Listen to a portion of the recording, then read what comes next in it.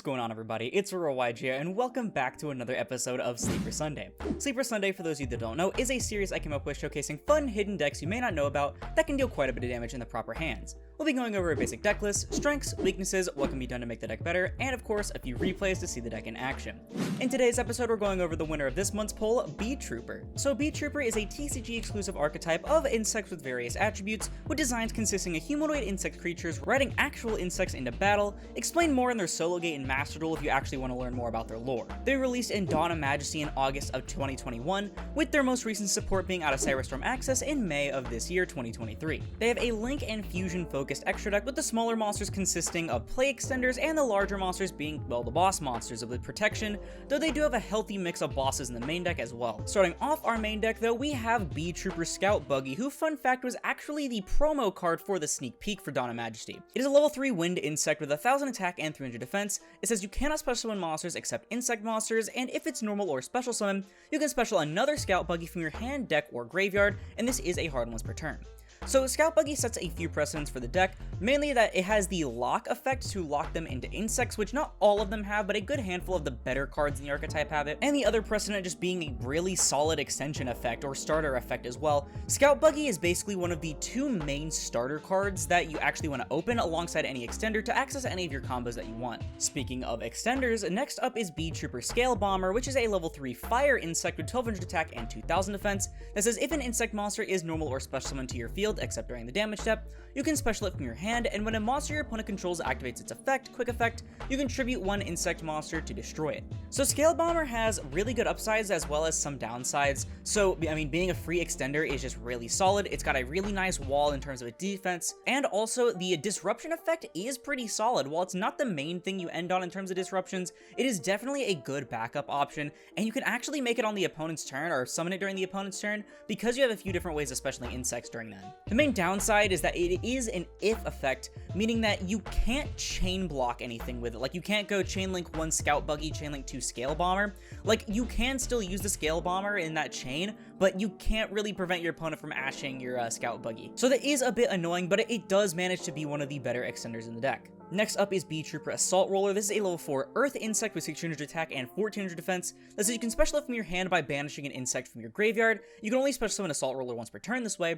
It gains 200 attack for each insect you control except this card, and when this card is destroyed by battle, you can add one Beetrooper monster from your deck to your hand except Assault Roller. So Assault Roller actually sets a few more precedents for the archetype, firstly being by banishing insects from your grave. You play a lot of older cards that end up doing something like that because you want to banish Resonance Insect, which we'll get to if you don't know what it does. But the other precedent is that it just has a bunch of random effects slapped onto it. We don't play like 90% of the cards that end up doing that, which we'll see when we get to the side portion, but Assault Roller is literally just played for the first effect. I mean, the attack gain can kind of come up, but you're never going to get the battle effect to be relevant, like at all almost, so it really just kind of feels off.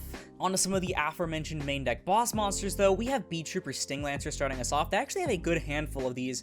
It says during the main phase, quick effect, you can target an insect in your graveyard and a monster in your opponent's graveyard, special this card from your hand, and if you do, place the targeted monsters on the bottoms of the decks, and if it's normal or special summon, you can add one Beetrooper Spell or Trap from your deck to your hand. You can only use each effect once per turn, obviously. Stinglancer overall is a really nice card for the archetype because it doubles as both a disruption, a boss monster, I guess triples, as well as a play extender or endboard piece due to the spell and trap search. The main phase effect is kind of like an Ishizu card. You're getting back your own resources while disrupting your opponent's graveyard, so it can be another disruption on top of their usually endboard. And then searching a Beetrooper Spell or Trap, which is the main reason you use the card, is huge for the archetype because they have a lot of really good back row, even though you can only see a couple of back row cards in the deck as a whole. Typically, you're summoning it directly from the deck off of your Link 4 that we'll get to, almost said Link 3, but you can also get that free special summon effect if you're going second or if your opponent uses like an Ash on you. And their other main deck boss monster we play is Heavy Beetrooper Mighty Neptune. It cannot be normal summoned or set and must first be special summoned from your hand by shuffling 3 of your banished insects into the main deck. During the main phase, if this card in its owner's control is destroyed or banished by an opponent's card effect, you can special summon this card, and you can only use this effect once per turn. And once per turn during the end phase, you can target one other insect you control and it permanently gains 1000 attack. So Mighty Neptune, much like Assault Roller, is a pretty good extender card, but kinda doesn't do anything else other than that. Technically, yes, the end phase effect has come up for me on stream. I think it came up in some of the games that you will be seeing. And you know, the summon back effect isn't the worst thing ever, but it still like provides effects that you could have just had anything else kind of replace it, like Sting Lancer's effects, and it would have just been so much better. But it is a really good way of recovering your banished resources. It is a huge 3k by 3k body, and just having another extender in this deck of extenders is so good. That is it for the Beetrooper monsters themselves in the main deck. Beetrooper is more of like an insect pile deck. It's kind of like, you know, decks like Dinosaur or Fish or anything, where it's kind of just like a mashup of like the really good cards supporting that type, or like I think Rock, Zombie, stuff like that. It's kind of like just one of those, which is why next up we're getting into the Battle Wasp, starting with Sting the Poison. It is a level 2 wind insect tuner with 400 attack and 800 defense. If it's normal or a special summon, you can add 1 Battle Wasp from your deck to your hand, except Sting the Poison. And quick effect, you contribute 1 other insect monster, then target 1 effect monster your opponent controls, negate its effects until the end of this turn. So Sting the Poison is the other really good starter card that I mentioned earlier alongside Scout Buggy, opening this plus any extender card, which especially the Battle Wasp engine actually has a lot of, and you basically get any of the end boards that you want. The best part about Sting the Poison, though, is that it's also a disruption on top of being a really good starter card. Like, I think I'm going to show you like a Bell game against the new support in the replay section, and the second effect just came up every single turn on my turn and the opponent's turn. Like, I just kept negating literally everything, and he got so frustrated. Plus, a lot of the time, you're actually getting this as a disruption when you're summoning it back on the opponent's turn using Seraphim Papillon, which we'll also get to later. So you're also getting the on-summon effect again, which is really good for the next card, being Battle Wasp Arbalest the Rapid Fire. It is a level 4 with 800 attack and 800 defense that says when it's normal summon, you can target 1 level 3 or lower insect in your graveyard to special that monster in defense position. And if it's destroyed by an opponent's card, you can special a Battle Wasp in your hand or deck, though that's not really the most relevant effect compared to the first effect. You usually search this off of your Sting the Poison when you summon it on the opponent's turn, so you can have some really good follow-up and basically go for your full combo again on the next turn, or at least make enough bodies to go for game, because you can make a lot of really large bodies with this deck. Plus, you can literally use this to summon back a Sting the Poison or something like that, so you can get even more advantage. It's very rare that you're summoning something that isn't also going to get you immediately more advantage, like Scout Buggy or something like that as well. One of the aforementioned really good Battle Wasp extenders is Pin the Bullseye, that literally just says if you control an insect, you can special lift from your hand, and you can, during the main phase, burn your opponent for 200 for each Pin the Bullseye you control. I mean, you really play it because it's an extender, but like, it's also a 200 burn, so it's pretty funny in time when you need to chip away for that tiny bit of damage for game. But Pin the Bullseye is one of like the best cards in the deck. It's just an easy extender. It is a hard once per turn, but I mean, like, you can take what you can get. And their other extender is Twin Bow the Attacker, which says during the main phase you can special lift from your hand, but you cannot special from the extra deck for the rest of the turn except insects. Also, it can attack twice, but when are you ever attacking with this card? It's a free insect extender, and you're locking yourself into insects 99% of the time regardless. I mean, what's not to like? Earlier, I did mention Doom Dozer, so here he is in all of his doomy, dozy glory. Basically, special it by banishing 2 insects from your grave, and when it does damage to the opponent, you send the top card of their deck to the graveyard. Very simple. The second effect actually does come up sometimes, though. Be careful, it can end up helping a lot of opponents, but he's also just a really large body that triggers the next card, the heart and soul of any insect pile, ladies and gentlemen, except for Insector, Resonance Insect. It says if it's sent from the field to the graveyard, you can add 1 level 5 or higher insect from deck to hand, and if it's banished, you can send 1 insect from your deck to your graveyard, except Resonance.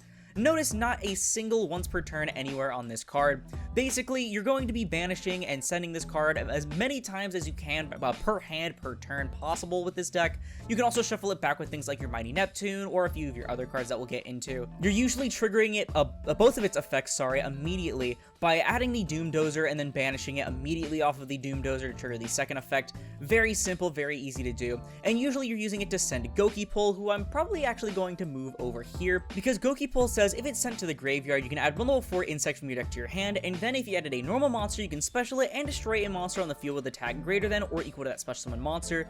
Basically, you're not using this effect too often, though when you do, you're grabbing big insect and popping something with more than 1200 attack, but adding any level 4 insect from your deck to your hand can add a lot of different things, from Assault Roller to your Arbalest the Rapid Fire, your Resonance Insect, and even Retaliating Sea. I know most of you probably know what Retaliating Sea does, but just in case, when your opponent activates a spell card that includes an effect that specials a monster, you can special it from your hand, and if summoned this way, any card sent to the graveyard is banished instead while this card remains on the field, and if it's sent from the field to the graveyard, you can add 1 Earth Insect with 1500 or less attack from your deck to your hand, except Retaliating Sea. Retaliating Sea is, of course, a searchable disruption floodgate on the opponent's turn. It's super solid for that, but also you can use it to search things like your Resonance Insect, your Goki Pull, or big insect, I guess. So it actually has a double function, not to mention that you can just get rid of it at any time on your turn after your opponent has tried to play through the Macrocosmos effect, triggering the search, getting rid of it for you, and just allowing you to freely pop off. The final main deck insect monster is Dream Cicada. I believe this came out pretty recently in Monstrous Revenge.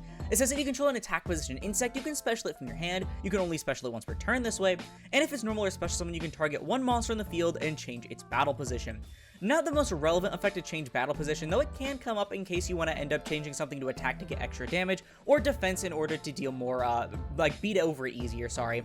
But mainly you're just playing it because it's yet another insect extender to add to the pile. That is it for all of the insect monsters. We also have some hand traps, you know, Ash, Veiler, stuff like that. Pretty simple overall. Moving on to the back row, very few back row here, and actually all of them are one-ofs, mostly because the Beetrooper ones themselves are very searchable. Starting off with Beetrooper Descent, all it says is literally just special a Beetrooper token, and then if you control an insect with 3k or more, you can non-target pop another back row on the field.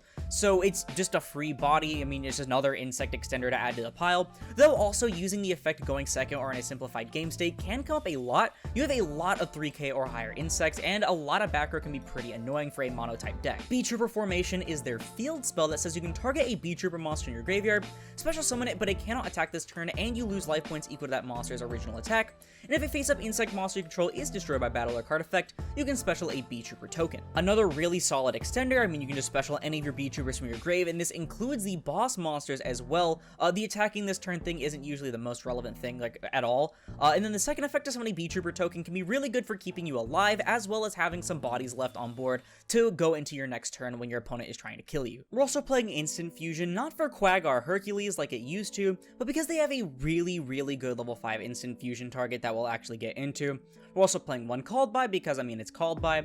And finally, the counter trap card, Beetrooper Fly and Sting. This card is so good. It says when your opponent activates a monster effect while you control a Beetrooper monster, negate the activation, and if you do, destroy it. And during your end phase, if it's in your graveyard and you control an insect with 3000 or more attack, you can banish one insect from your graveyard to set this card. You can only use one effect per turn and only once that turn of this card. This card is really good, not just for being an archetypal counter trap, you know, like an Infernity Barrier for Beetrooper, but also because it's infinitely recurring. Yes, it's one effect per turn, so you can't just like use it on your turn and then get it back in the same turn, but you can just get it back over and over and over again to continuously have negates, and you're banishing insects from your graveyard, which is triggering things like your Resonance Insect or fueling things like your Mighty Neptune. Plus, it's like the best disruption the deck has, so... That is it for the main deck. Onto the extra deck, starting off immediately with the Link 4 Giant Beetrooper Invincible Atlas. It is, of course, a Link 4 with 3000 attack that says it requires 2 or more insect monsters, and while it has 3000 or more attack and it was Link Summon, your opponent cannot target this card with card effects. Also, it cannot be destroyed by your opponent's card effects. You cannot special summon monsters except insect monsters, and you contribute one insect monster to activate one of these effects hard once per turn. Special one Beetrooper from your deck, or make it gain 2000 attack until the end of the turn. So this card is really solid because yes, while it is a Link 4 and requires a lot of investment to go into, it has really solid protection, it serves as an extender, and can technically end up being as a really big beat stick. This card is the main way you're getting access to things like Sting Lancer directly from the deck, but you can even summon things like Scale Bomber for a disruption or Scout Buggy for a follow-up extender card, while occasionally also getting him to really big number. Just be careful because he does lose the protection. Next up is the Link 3 that I mentioned earlier, Seraphim Papillon. It is a wind insect with 200 attack, Link 3, that requires 2 or more monsters with different names. It gains 200 attack for each counter on it, and you can only use one effect of this card per turn and only once that turn. If it's Link Summon, you place one counter on this card for each insect used as material, and quick effect, you can remove one counter from this card to special one level 4 or lower insect from your grave in defense position. So typically you're getting anywhere from 2 to 3 counters on this card on your turn, and then on the opponent's turn you're using the counter to basically summon back Sting the Poison more often than not, but it summons any insect, any level 4 or lower insect in defense, so you can even summon back things like Scale Bomber for a different kind of disruption, you can summon back Resonance Insect for follow-up on your next turn, Scout Buggy for an extender, so on and so forth. It's not always on your end board, but it is a pretty common one, especially when you do have access to Sting the Poison. This can literally just infinitely summon Sting the Poison, y'all. And finally, for their Link 2, we have Beetrooper Armor Horn. It is, of course, a Link 2 with 1,000 attack and up and down pointing arrows. It says you cannot special summon monsters except insects, and you only use each of the following effects once per turn. During your main phase, you can immediately normal summon an insect monster. This is an activated effect. And if this card is in your graveyard, you can banish 3 other insect monsters from your graveyard to special summon this card. Armor Horn overall is just super good. It serves as a double extender in a sense because you get an additional normal, which is really good in case you open like both Scout Buggy and Sting the Poison, as well as being an extender from graveyard by banishing your insects like your Resonance to summon itself back, triggering the effect of the Resonance insect or insects you banish, etc, etc. Which is also really good because, I mean, being a Link 2, you're going to be able to use, like, go this effect normal summon into something else, use these to go into a different Link 2 like Inzektor Pick of Helena, use the Armor Horn's effect to summon itself back, and then of course go immediately into your Invincible Atlas because it only requires 2 or more monsters. The final insect Link monster is Inzektor Pick of Helena, a classic staple in any insect deck. It requires 2 insect monsters, and if it's a Link summon, you can discard 1 card, then target 1 other insect you control and equip an insect from your deck to it as an equip spell that gains this effect. The equipped monster gains 500 attack and defense. And you can target 3 insect monsters in your graveyard, shuffle them into the deck, and then draw 1 card. You can only use each effect of Pick of Helena once per turn. Pick of Helena is huge in this deck because, while it is really good in Inzektor as well, of course, you're using this to equip Resonance Insect directly from your deck, making it live and letting you access basically anything you want in your entire deck off of it. All for the low cost of a discard, which half the time is just going to benefit you by putting something like Sting the Poison, Goki Pull, etc. in your graveyard, hell, maybe even another Resonance Insect. On top of that, shuffling 3 to draw 1 is really good because while yes, you do technically want them in your grave more often than not so you can banish them and summon a monster like Doomdozer or Armor Horn, you can also just get them back into deck in case there's something that you want to use multiple times, such as Mighty Neptune, etc. And also the draw 1 is just good because you can draw into things like Ash or Valor, or possibly even another Extender or Retaliating Sea. Our other Link monsters consist of 1 Access Code Talker that you never go into, 1 Nightmare Phoenix that you rarely go into, and 1 Almirage that you make in case you open specifically Goki Pull and something. That is it for the Link monsters. Let's go ahead and get right into that great instant fusion target that I mentioned, being Beetrooper Cruel Saturnus. Cruel Saturnus is a level 5 dark insect with 2400 attack and 2000 defense. It requires 1 Beetrooper monster and 1 insect monster, but who fusion summons properly anymore? It says you cannot special summon monsters except insect monsters. You can only use each of its following effects once per turn. If it's special summon, you can add 1 Beetrooper card from your deck to your hand, and if an insect monster is banished face up, except during the damage step, you can target 1 of your banished Beetroopers and special it. This card is kind of ridiculous. I mean, on special summon, not just fusion summon, add any Beetrooper card, period, including the back row, including the one that can summon it back later to trigger the effect again, and it's yet another extender. Like, the instant fusion was already an extender. This serves as yet another extender to summon back a banished Beetrooper, meaning you can go through something like a Scale Bomber in your combo, banish it off of your Doomdozer, Armor Horn, etc., and then summon it back so you don't have to worry about using your Seraphim Papillon on your Sting the Poison. It genuinely sucks that the fusion aspect of this deck is so terrible, because otherwise this card would be even stronger, other than having to be locked to a single one of in your main deck. And we actually do play another fusion. It's not the Beetrooper one, funnily enough, but it's actually Ultimate Great Insect.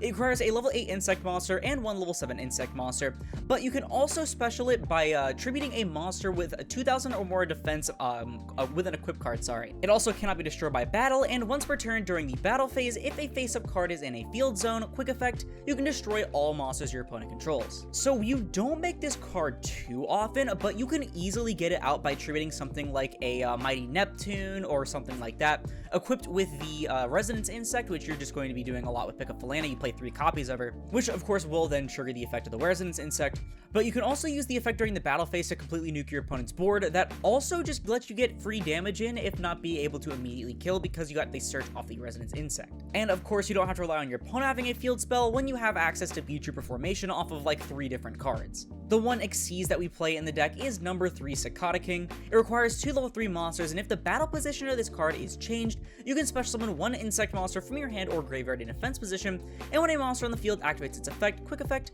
you can detach 1 material from this card, then target that monster and negate its effects, then make 1 insect monster on the field either gain 500 defense or change its battle position. You can only use each effect of Cicada King once per turn. This card is genuinely ridiculous in general, but also in this deck in particular, because you're not only getting an imperm effect, but you're also special summoning back something like Sting the Poison or Scale Bomber by using that negate effect. Technically, you can also switch its battle position off the Dream Cicada, which I'm pretty sure is the purpose of Dream Cicada, but I mean, it's not really gonna matter. Like, half the time, if you really make this card, you're using the Dream Cicada to make it, because it's actually pretty rare that you make it, unfortunately. And finally, we do play one Synchro because, fun fact, Sting the Poison's a tuner.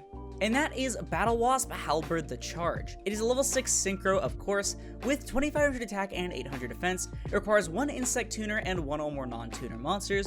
It says once per battle during damage calculation, if it attacks an opponent's monster with equal or higher attack, quick effect, you can have the attack of that opponent's monster during the damage calculation only, and when it inflicts battle damage to your opponent, you can inflict 200 damage to your opponent for each Battle Wasp monster you control. So Halberd is a pretty decent way of getting rid of some problematic threats, because you can only get into your Link 4s and stuff like that so often, so he essentially acts like a Ghost Rick Dullahan, really, but also the burn damage can be pretty substantial because you're already doing the damage to the opponent, but off the battle, but you're also getting at least 200 off of this, but you can also get 200 off of, like, a Sting the Poison you summon back from Graveyard, or maybe a Twin Bow the Attacker you add as an extender, or Pin the Bullseye, stuff like that, and that can really end up adding up with all the other battle damage you're probably doing. That is it for the extra deck, so that wraps up the actual deck profile. I'm going to try and link the video where I found the bulk, if not all of this deck list. I have to remember exactly which one it is, so please forgive me if I'm unable to find it. But moving on to the cards in the side, aka the cards that we have played, don't play, or can't play. Starting off with Beetrooper Light Flapper. So this is a level 6 of a water insect with 2000 attack and 200 defense.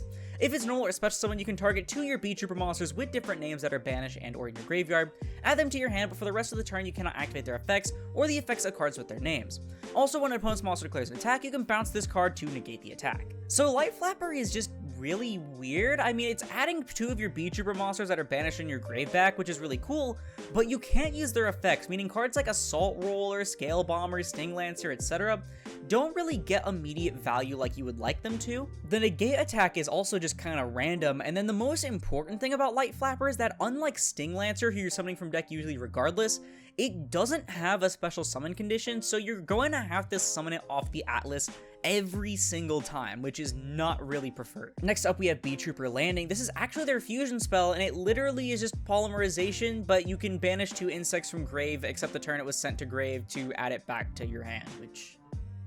okay, whatever. I mean, just give them a better fusion spell if you're gonna make them fuse. Their other trap that we don't play is Beetrooper Squad, that says tribute 1 non-insect or 1 non-token insect monster to special up to 1 of Beetrooper token for every 1000 original attack of that tributed monster.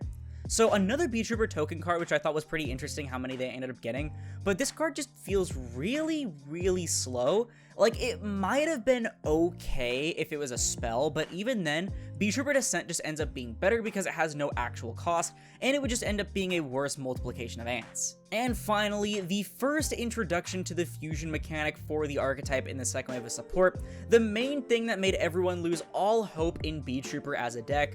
We have Ultra Beetrooper Absolute Hercules with a kick-ass name and artwork to be such a mid card that is just a massive waste of resources. It is a level 11 fusion monster with 4000 attack and defense that requires 4 insect monsters. After its fusion summon, it is unaffected by other cards' effects until the end of your next turn. At the end of the battle phase, you can target 1 insect monster with 3000 or less attack in your graveyard and special summon it. So for 4 insect monsters, you're getting a towers that's also a very slow monster reborn. Yeah, it's no wonder why people do not play this card. Again, it's another Beetrooper card that just has absolutely random effects slapped onto it for no reason, except the difference is that unlike being something like Assault Roller or Mighty Neptune that at least has extension power, or, you know, it's just, they're okay cards regardless even though they have the weird effects, there is zero reason to go into this card. So funnily enough, the Towers effect is actually not even that good because it makes it unaffected by things like the Mighty Neptune stat gain or any of your other beneficial effects. It's also not even permanent, and then the battle phase summon effect is probably the best part about it, but why the end of the battle phase? Now you're not able to take advantage of the massive stats on this dude to go for a really quick kill along with the monster that you summon. Like, There's just no reason at all to run this card, and I honestly laughed so hard when the Beetrooper player at my locals actually brought it out. The TLDR is that this card is just so not worth it at all. Onto the non-Beetrooper cards that we don't play, we have Beargrim, Shelled Emperor of the Forest Crown. I don't remember the exact reason why I don't play this guy, probably just because it requires one more banish than Doomdozer, so Doomdozer's a little easier to bring out. But genuinely, this card is pretty fire as a heads up, so like you can definitely play this if you want to. It is a level 9 insect with 3400 attack and 2800 defense. It cannot be normal summon or set, and must be special summon from your hand or graveyard by banishing 3 insect and or plants from your hand and or graveyard. You can only special summon it once per turn this way. Your opponent cannot activate monster effects in response to your spell or trap card or effect activation, and once per turn during your main phase, you can destroy all face-up monsters in the field except plants and insects, and this card cannot attack directly for the rest of the turn. So yeah, this card is actually really good. I mean, like I said, like the main reason I'm not playing it is because A, it was in the side, like the actual side deck of the list that I was looking at, while also just being a little bit harder to bring out than Doomdozer because yes, you can summon it from your graveyard as well, meaning it's a good target to send off a Resonance Insect if you already use Goki Pull, but I mean, literally the only reason I'm not playing it in the main is because it's just a slightly harder Doomdozer to bring out. But if you're not maining this card in Beetrooper and you want to play it, like absolutely cite it. This card is definitely really good, especially going second. Next up we have Infinite Antlion, another card I believe that came out of Monstrous Revenge. It says once per turn at the start of the damage step, when an insect monster battles, you can target one card you control and one card your opponent controls and destroy them. You can only use each of the following effects of Infinite Antlion once per turn. When an opponent's monster declares an attack, you can special this card from your hand, and if it's normal or special summon, you can equip one insect from your hand or graveyard to this card as an equip spell that gives it 500 attack and defense. I know this seems like a massive word salad of just a bunch of random effects, but the TLDR is that your opponent swings, you special it from hand, equip Resonance Insect to it, and then pop the Resonance Insect and the monster that was swinging or any other card on your opponent's field that might be a problem to allow you to trigger your Resonance Insect effect to search for something like a Doomdozer for next turn. It's a bit too slow for my liking, and it's not like a super important card for the archetype, unlike something like Spirit of Neos or Spirit of Yubel, so I really don't feel a need to play it. Coming up, we have some more C cards that you can actually search off of the Retaliating C, starting with Contact C, which a lot of people understand, but I'm going to explain it again just in case. When your opponent summons a monster, you can special this card from your hand to your opponent's field in defense position, and they cannot fusion, synchro, exceed, or link summon unless they use this card as material. This card's actually still a really fine side deck piece in this deck if you really want to play it. I personally don't like it all that much, like in general as a card, because I mean, your opponent can probably just link it off in most situations. It's a really format dependent card as he's playing a lot of different side decks. But the big thing is that you can search this off of Retaliating C, meaning you don't have to clog your deck with a bunch of copies of it. And speaking of C cards, yeah, I mean, it might as well point it out. This card actually makes Beetrooper pretty okay in the OCG. If it was legal, it'd be really easy to play in this deck. You can just search it off the Retaliating C and just get it for absolutely free. It's not though, so let's just move on. So one of the big issues with Beetrooper that we'll talk more about in the issues section is the end board isn't that amazing. So a lot of Beetrooper players actually supplemented it with Scary Moth. It's literally just a window. It says each player can only special summon a monster once per turn. So Scary Moth isn't even that bad of a card. I mean, you can search it off a Resonance Insect, you can get the additional normal summon to summon it off of your Armor Horn. I mean, the main thing is that it's very prone to cards like Imperm, Chalice, Droplet, all those different board breaker cards. And plus, having to commit your additional normal to it instead of anything else can make your end board a little bit weaker than it would have been before with generic disruptions. For example, preventing you from going into your Invincible Atlas so you can't summon your Sting Lancer and get your Flying Sting. So while Scary Moth isn't even a bad card really, it's just something that you kind of want to think about your other options instead. Should Insect actually get even better synchro plays than just going into Halberd the Charge, which I mean like isn't even that amazing of a card regardless. You also can play things like Dragon Bite, which everyone was really hyped for. It is a level 4 Dark Insect Tuner that says when it's normal summon, you can special a level 4 or lower insect from your hand. You can banish a level 4 or lower insect from your hand, graveyard, or face-up field to target one face-up monster you control and increase its level by the level of the banished monster until the end of this turn. Really good for going into plays like Baron if you want to play it, but overall you'd rather just use your normal summon on something else because the insect synchro pool, because you're going to be locked into insect half the time regardless, isn't that amazing. And then the same goes for Fairyant the Circular Sorcerer, which unfortunately isn't an insect sorcerer, but it is a level 3 insect tuner that says if an insect or plant monster is in either grave, you can special it from your hand. You can only special summon it once per turn this way, and if it would be treated as a synchro material for a insect or plant, you can treat it as a non-tuner. this card is actually pretty decent. I mean, it's still an okay extender even if you're not playing synchro monsters, but it does require more setup than another extender like, say, Twinbow the Attacker or Pin the Bullseye, because you have to have that monster in the graveyard. But if you want more consistent access into things like Cicada King, then be my guest, go ahead and play it if you want. But speaking of insect synchro monsters, we have Dioblantis the Menacing Mantis, which is still a TCG exclusive unlike Beetrooper. It requires one tuner and one or more non-tuners, and if it's synchro summon, you can send insect and or plant monsters from your deck to the graveyard up to the number of non-tuners used for its synchro summon. And if you control the synchro summon card, you can target one insect or plant you control and treat it as a tuner until the end of this turn. You can only use each effect once per turn. So this card sounds kind of insane in theory. I mean, like, you can dump a bunch of insect or plants from your deck to the grave to get their effects later, but without something like, say, Glow Up Bulb, you're not really going to get too far with it. I mean, like, what are you going to do? Dump a Goki Pole, get a search for level 4, after you already commit the resources to go into the Dioblantis, and, like, treating something as a tuner isn't going to do much anyway because you already used your tuner to go into this. So unless we get more payoff synchro insects, then Dioblantis isn't really that amazing of a card in this deck. But that is going to do it for the entirety of the deck profile itself. Perfect 40 cards with the 15 card extra deck, and I actually really like a lot of the cards that we mentioned on stream. We had a nice discussion about some of these, like the Antlion, Infinite Antlion. And then of course there are a few other like different insect cards that you can play. Let me know in the comments below which ones you thought of when looking at this list. But with all of that out of the way, let's go ahead and get right into the replays.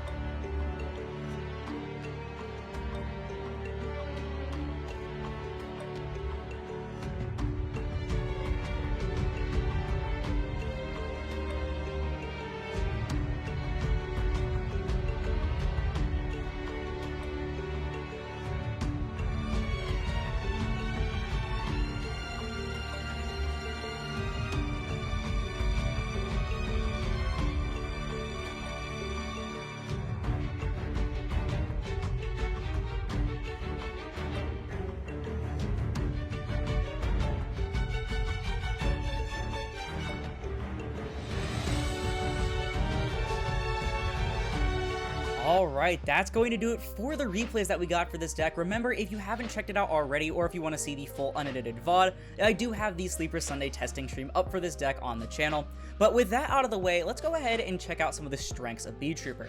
Starting off with it being one of the handful of types in the game, or part of one of them at least, where almost every single card is meant to work in harmony with the rest of the type, such as Dinosaur, Plant, etc. Meaning you have an entire type's worth of cards at your disposal to make your build as unique as you want it, while also not really having any issues with clashing archetypes. It also has access to multiple starter and extender cards, making most hands potent in some way, shape, or form, which is great in combination with opening multiple hand traps and playing through opponents' disruptions. And funnily enough, while simple, those are like the main strengths of Beetrooper that I could find, and they only actually have a handful of weaknesses as well, with the biggest, most glaring weakness of any insect pile really, not just specifically Beetrooper, being the lack of a good payoff. Most of your end boards are like Sting the Poison and Fly and Sting, with the rest of your end board being big monsters like your like Link 4 as well as the Seraphim, Papillon, etc. Sure, you can occasionally get something like Cicada King on board as well, but even still, you're not making too big of a threat to your opponent.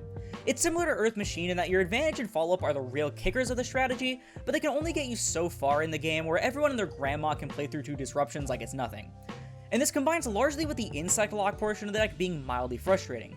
It's difficult to utilize powerful equalizer cards like Access Code or disruptions like Baron or Appaloosa, because your extra deck cards both lock you into insects only, as well as your main deck cards doing the same thing, and by the time you get them off the board, you're locked into another by an effect such as Twin Bow. Also, the fusion portion of the archetype just came completely out of nowhere with very little benefit to the deck. Like, instead of giving it good support in the second wave, they threw in a mediocre fusion and archetypal poly with the only benefit to the mechanic being Saturnus, and even then it's only good as an instant fusion target. It would have been better off as like a Link 3. This leads to the archetype just having completely useless cards overall, since its identity mostly lies in its Link summoning, so the fusions are just like the really weird thing off to the side. Finally, the Beetrooper cards themselves are overall just kind of okay. The insect deck as a pile functions really well, but some of the Beetrooper effects on their own are just really weird, like Assault Roller having a battle floating effect, Mighty Neptune's recovery and stat boost, Light Flapper's attack negation. Like, they all feel really random and forced, as opposed to keeping the archetype a coherent strategy on its own. So how are we making Beetrooper better? Of course, the main fix would be giving Beetrooper or insect in general some form of a big payoff. Now, while the gates are the most popular form of payoff to a lot of people, I also feel like they're the most boring, and I'm a big fan of other forms of disruption to keep it strong, maybe another boss monster to go into that has a form of mass spot removal. Honestly, Ultimate Great Insect is actually a really good example if it were a little easier to make and set up first turn while being outside of just the battle phase. For future support, the deck should also stray away from the fusion aspect just entirely. Like, unless they did something crazy like give them another payoff monster and a Thunder Dragon fusion for like the fusion stuff, the best they could do is just focus on the Link plays. Nobody asked for the fusions in the first place. But funnily enough, that's actually all I can really say about Beetrooper. Like, to be completely honest, other than Goaty, this is by far the best deck that I've covered on the series. In fact, compared to Goaty, like, Goaty is kind of more powerful in terms of its end board, but this deck can actually play through one hand trap 99% of the time. Like, Beetrooper is just a really solid deck overall. I've seen it top multiple events. So I really don't feel like it would take too much to actually make the deck worth it, and in terms of like comparing it to other decks that you could play in the rogue category. But I don't know, that's just my opinion. Let me know yours down in the comments below, because that's going to do it for the video. If you liked it, please sure to leave a like, as I'll put this video and the channel into recommended. And if you like this content and you want to see or like it, like the rest of my Sleeper Sunday series, then perhaps consider subscribing, because we're going to 5,000 subscribers by the end of 2023. Not to mention it supports the channel more than anything else, and it's absolutely free. And I will be posting a poll on my community tab every month, as I usually do on YouTube, with a few different options for what to use for the next episode, but it will only be up for a maximum of 24 hours, so be sure to pay attention when it's up if you want a very specific deck to be in. Also, if you want to support me directly while getting some awesome TCG merchandise in the process, check out Tapio cards in the link down below. Use code Aurora5 for 5% off your purchase at checkout to support me financially, and also just to get that free discount right there. But once again, thank you all so much for watching, and I'll see you in the next one. This is Aurora, signing off.